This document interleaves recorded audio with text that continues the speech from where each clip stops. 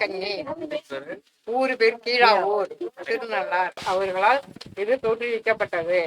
இது மக்களுக்கு 100 நாள் நிலையிலிருந்து 125 நாட்களாக வேலை வாய்ப்பு கொடுப்பதற்கான ஒரு தகுதியான திட்டம். இதற்கு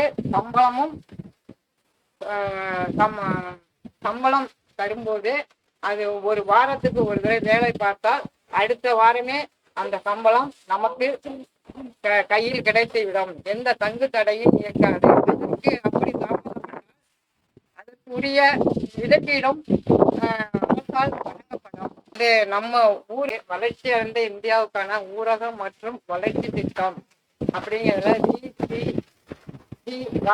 மக்களுக்கு 100 நாள் நிலையிலிருந்து 125 நாட்களாக வேலை வாய்ப்பு கொடுப்பதற்கான ஒரு தகுதியான திட்டம்.